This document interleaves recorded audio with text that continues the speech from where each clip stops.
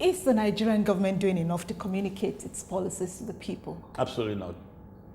They have never, they are not, which is most unfortunate. What should the government be doing? And what role can advertising and public relations play in rebranding the country? But I'm not talking about rebranding. You know, everybody talks about rebranding. That's the end product. You know, I think your first question is government doing enough to communicate? I think the government is not.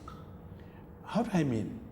Until the government learns how to engage stakeholders who would help them in communicating with the people, so much will there be a gap between the intentions of government and what the Nigerian people see out there. I think that what the Ministry of Information needs to do is that it should carve the equivalent of a Central Office of Information. We should engage experts in communication, all right? And for every assignment they have, they should give it to those people to help them disseminate. That's the only way to do it. And how can... Let me take that back. That's the best way to do it.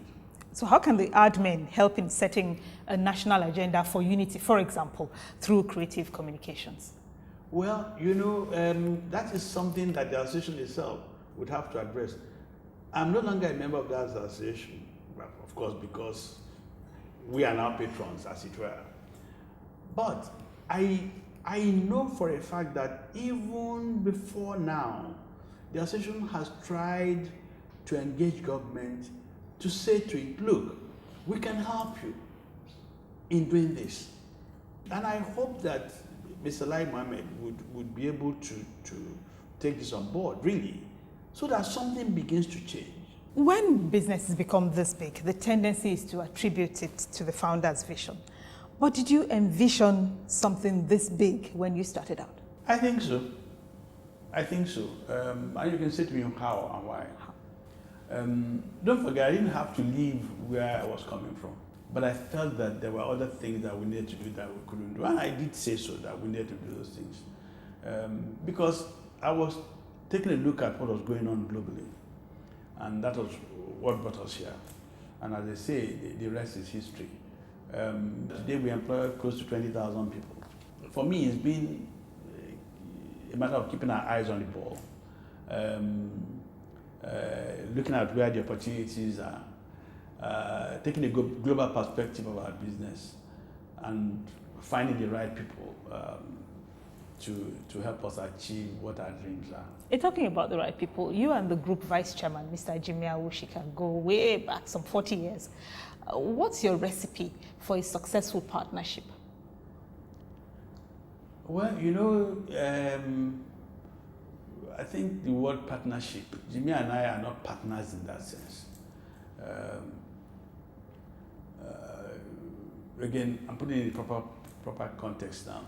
When I started Insight, I had registered the company, I had formed the company, nobody knew about it except Jimmy Awushika. And he wasn't a shareholder. I just told him, because don't forget, he was somebody that I employed about 38 years ago. As a junior executive, he came and I employed him. But we've gone beyond boss and junior colleague to becoming partners and brothers and, in fact, family. The Awushika family, as in the Shobanjo family, is not complete if either both of us are not there. So Jimmy is an incredible human being.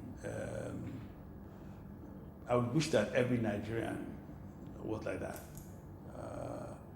Absolute and total loyalty, commitment, belief in leadership. He just epitomizes everything that is good. So with Jimmy, I just go to sleep, you know. Unfortunately, I say to him, you are the longest serving apprentice. If it's been, because up till today, he's still under my mentorship. So he calls himself the unfortunate apprentice because he's been there forever. But we have an incredible relationship. We do have an incredible In Nigeria's business landscape, where big multi-million naira enterprises die with with their owners, it's a rarity to conceptualize a vision, commit to that vision, nurture it, and then let that vision take on an identity of its own, which is independent of oneself. How does one build a self-sustaining organization? I think it's people. You just have to find the right people. People who believe in what you're doing, who subscribe to it, and will take the baton and run. Look, we have maybe about 9 companies now or so, there are about 10. There's no Awoshika that runs any of them. There's no Shobanjo that runs any of them. We were very clear in our minds, we are building a Nigerian enterprise. It wasn't a family business. We've always said it's not a family. I said it's not a family business. And that's why even from the very beginning, I just picked a potpourri of people that I thought I knew, that I liked, that I thought we could work together, who were smart. And we started the journey 35 years ago or so. And here we are today. It must be that there's a belief, and you treat each person as a human being. Once upon a time, before we became that big, I knew literally everybody that worked in our businesses, almost on first name basis. And I shared their dreams with them. I shared their pains with them. So they knew that they had somebody. And resultantly, our managers had to inculcate that as well, so that the people who work for them are members of their family. That's the way we built our business. You know, that we look after each other. You know, I don't know any other way that you can build good enterprises. So really, I think we're on a good course.